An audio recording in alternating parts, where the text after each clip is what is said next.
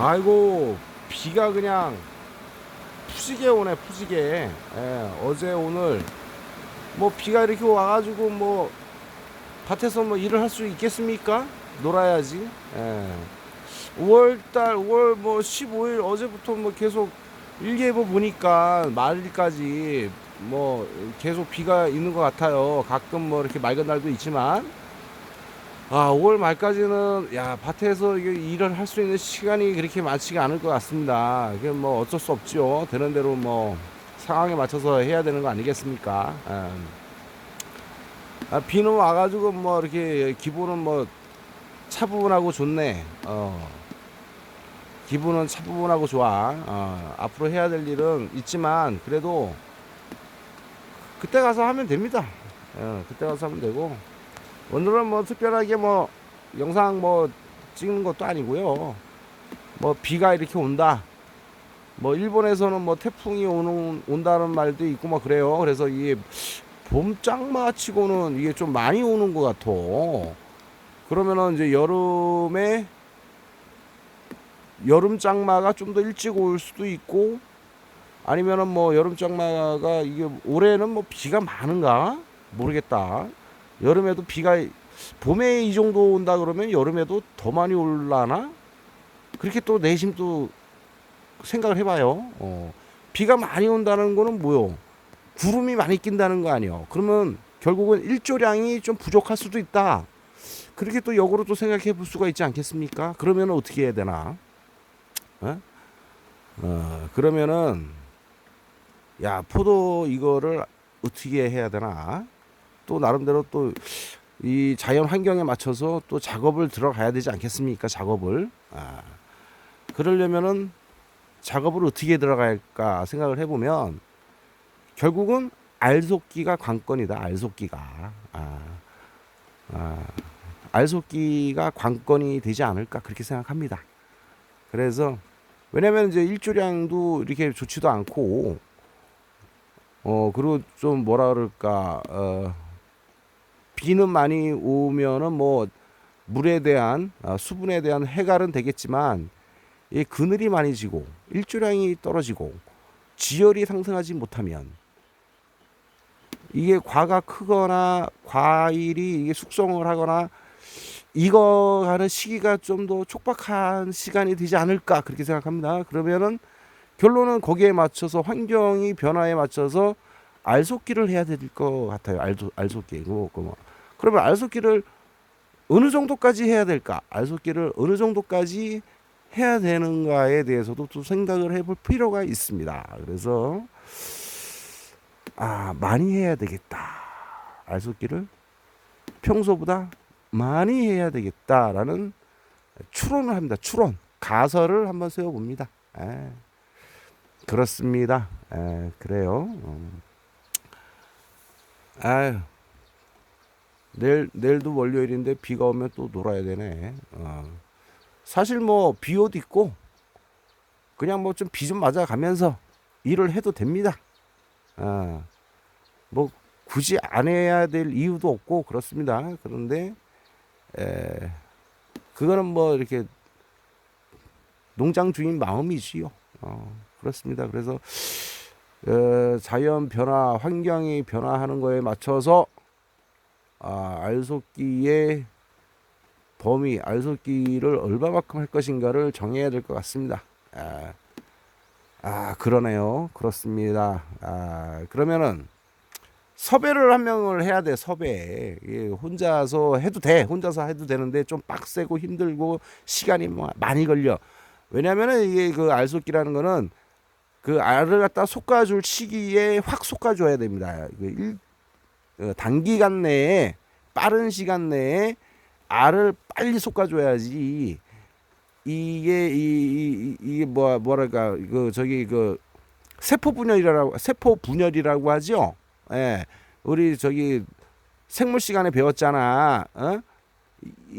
2배, 4배, 36배 이렇게 세포 분열을 하는 거, 그런 것처럼 할 수 있는 시기에 제대로 하려면은 이거를 빨리 알을 솎아줘야 돼. 그렇기 때문에 섭외를 한 분을 해야 되는데, 야, 이게 아무래도 이게 손이 빠른 사람이 좋잖아. 손놀림이 빠른 사람, 그래야지 이게 쫙쫙 한번 이렇게 내가 교육을 해주고 같이 이렇게 하루를 이렇게 같이 이렇게 하면 처음에는 더딥니다. 처음에는 이제 안 하던 일이기 때문에 숙달이 안 됐기 때문에 더뎌요. 근데 이제 계속 이게 하루 이틀 하다 보면은 이제 알속기가 다 끝나갈 때쯤 되면은 이제 손에 익어요. 그게 또 일이라는 겁니다. 그게 이제 기술, 테크닉이 그만큼 이제 서서히 올라가는 겁니다.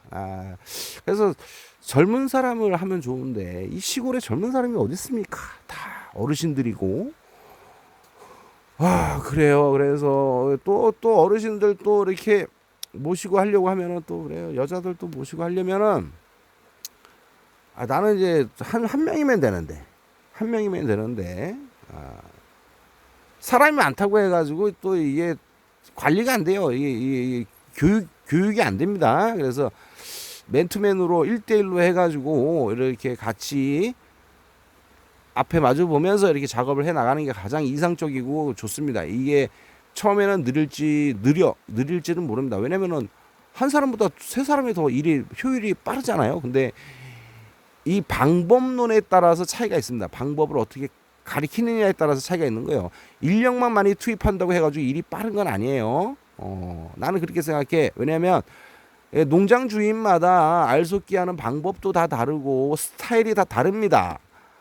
그런데 이제 또 각각 개개인의 그 특성이 다 달라요. 사람인지라 다 특성이 달라요. 그거를 그냥 인원만 투입해가지고 이렇게 작업해 하세요라고 했을 경우에는 또 두 번, 세 번 또 일을 갖다가 밭주인이 점검을 또 해야 되고 또 손을 봐야 됩니다. 왜냐면 사람마다 이게 다 차이가 있기 때문에. 그래서 그래서 이제 그 가게나 그걸 보면 매니저라고 하나 두지 않습니까? 그래서 그 매니저를 통해서 그 업무 효율을 갖다가 이렇게 위에서 아래로 이렇게 일사불란하게 이렇게 딱 이렇게 해주는 것처럼 해야 되는데, 그래서 이게 참 인력을 어떻게 쓰는 것도 중요하지만 누구와 같이 일을 하는 것도 또 상당히 또 중요한 일입니다. 그래서 기업이든 회사든 자기 사업을 하든 이게 농사일을 하든 참 그렇습니다. 그래서 고급 인력에 대해서는 그만한 페이를 당연히 지불을 합니다. 당연히 없는 살림에 지불을 더 해주려고 해요.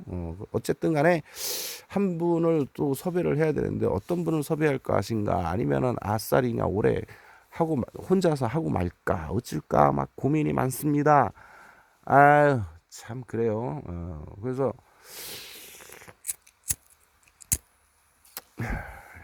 농사는 그래서 이제 가족 단위, 식구 단위로 이렇게 사부작거리면서 하는 게 제일 좋아요.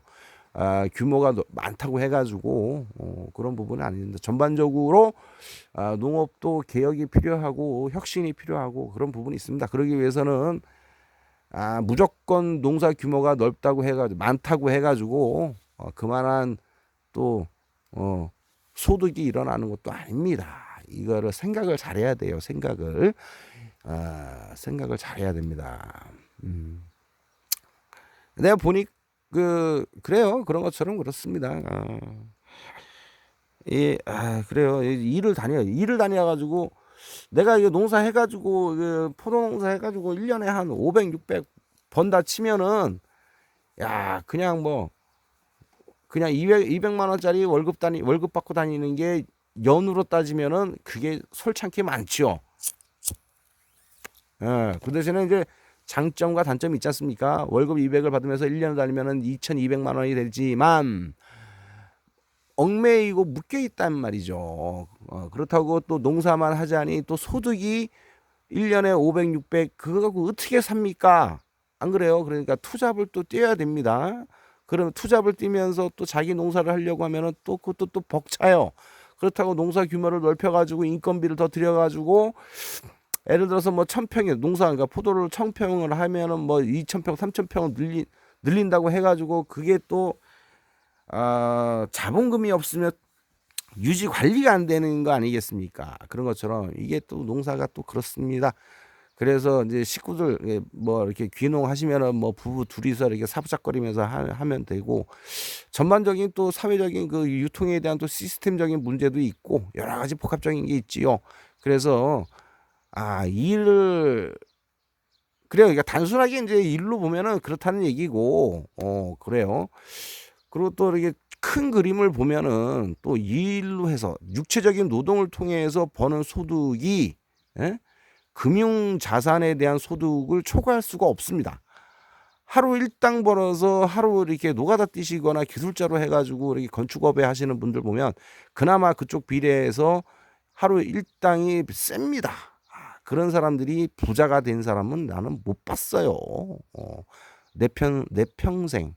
그리고 과거에서 지금까지 부모 세대에서 이렇게 흘러가서 봐도 하루 일당 센 사람이 장기적으로 봤을 때 부자가 된다? 그거는 내가 사례를 그렇게 많이 본 적이 없습니다. 그게 사람마다 다 차이가 있지요. 근데 이제 통상적으로 보편적으로 하루 일당 센 사람이 부자가 되거나 자본을 많이 모았다는 사람은 내가 못 봤다는 얘기예요. 그런 것처럼 하루 농사뿐만 아니라 직장 이렇게 일을 해서 부자가 된 사람은 없습니다. 그게 생활 수준이 약간 좀 좋아졌다. 뭐 그런 수준인 거지. 내가 뭐 이렇게 뭘 한다든가, 뭐 소비를 늘린다든가, 남들처럼 뭐 팡팡 쓴다든가, 뭐 크루즈 여행을 간다든가, 세계 여행을 간다든가, 그렇게 이렇게 여유롭게 사는 사람은 월급으로 일로 해가지고 버는 소득이 그렇게 많지 않다라는 겁니다. 그러면은 제가 또 곰곰이 생각을 많이 해봅니다. 왜냐하면 시간이 많으니까, 시골에서는 개인적인 시간이 많으니까, 일을 해야 될 시간에도 일 안 하고 있으니까, 그래서 시간이 많습니다. 그래서 여러 가지 생각을 많이 해봤는데, 내 나이 벌써 50이 돼가지고 농사 일을 갖다가 육체적으로 일을 해가지고 벌 수 있는 앞으로의 일이 몇 년을 더 이렇게 하겠습니까? 그러면 결국은 금융을 통한 소득, 투자를 통한 소득을 생각을 해볼 필요가 있다라는 얘기예요. 왜냐면은 돈을 벌어주는 시대이니까. 돈이 돈을 버는 시대 아니겠습니까? 옛날이나 지금이나 돈이 돈을 벌지. 일로 해가지고 돈을 버는 거는 단기간, 기간이 짧아요. 시기가 짧고 기간이 짧고 평생 100세 나이 될도록까지 내가 일을 통해서 돈을 벌 수 있는 확률이 적다라는 얘기죠. 그렇다고 뭐 내가 뭐 장사를 하는 것도 아니고, 안 그래요? 그렇잖아요. 장사를 해가지고 열심히 뭐 매출을 높여가지고 뭐 사람이 많이 와가지고 매출을 높아가지고 이렇게 부자가 되는 경우도 있지만, 내가 장사하는 것도 아니고 사업하는 것도 아니고, 안 그렇습니까? 내가 이게 내 육체를 써가면서 일을 해야 되는 거에 비해서는 이게 한번 생산하고 나면은 또 추가 생산이 안 되잖아요. 농사라는 게. 가게는 그래도 물건을 사입을 사가지고 재료를 손질해가지고 음식을 만들어가지고 2차 가공해 통해서 서비스를 통해서 판매를 해서 수익을 이루어 나간다 그러면, 농사라는 거는 1년에 한 번 농사를 딱 짓고 나서 그거를 수확해가지고 판매하고 그걸 판매한 게 매출이 그냥 그걸로 사는 거예요. 그런 거에 비해서는 농사 규모를 넓혀야 되지만 이게 마냥 넓힐 수 있는 구조는 또 아니지 않습니까? 그래서 또 여러 가지 생각을 하다 보니까 그러면은 한 푼 두 푼 모아가지고 이 모은 돈, 종잣돈으로 어떻게 금융소득을 발생을 시킬 것인가를 끊임없이 생각을 많이 했습니다. 제가 알게 모르게. 여러분은 나의 삶이 어떤지는 모르잖아요. 그냥 눈에 보이는 게 단가, 눈에 보이는 게 다라고 생각하시지만, 그 다라는 그 표면적으로 보이는 것 중에서도 알게 모르게 또 제가 또 열심히 또 생각을 많이 합니다. 그래요. 이 대가리가 뭐 이렇게 장식용이 아니지 않습니까? 생각을 하라고 달아놓은 거 아니겠습니까? 그래서 생각을 하는 겁니다. 그냥 뭐 아침에 일어나가지고 밭에 가서 일하고 또 저녁 해 떨어지면 자빠져 자고 밥 먹고 이렇게 왔다 갔다 하는 삶이 아니에요. 그거보다 좀 더 나은 삶을 살기 위해서 신께서 하느님께서 대가리라는 걸 머리라는 거를 주어 줬습니다. 거기에 뭐 뇌가 있겠죠. 그거를 활용하라고 합니다. 활용하라고. 그래서 어쨌거나 이제 비 오는 날 저기 컨테이너 입구 앞에서 담배 하나 빨면서 얘기를 합니다. 그러면 어떤 식으로 내가 나이 먹어서도 남한테 아신소리 안 하고 내가 하고 싶은 거를 살면서 살 수 있을까를 생각합니다. 농사는 뭐 어차피 내가 육체가 다 하는 데까지는 농사를 할지 안 할지는 모르겠어요. 하지만 어쨌거나 이렇게 하루하루 해가지고 한 달, 1년 뭐 해가지고 이렇게 종잣돈을 만들어가지고 그 종잣돈으로 어떻게 사용할 것인가를 생각을 많이 하고 있어요. 그냥 요만큼 생각합니다. 요만큼. 뇌에 신께서 주신 대가리 머리에 1% 정도밖에 생각을 안 하고 있습니다.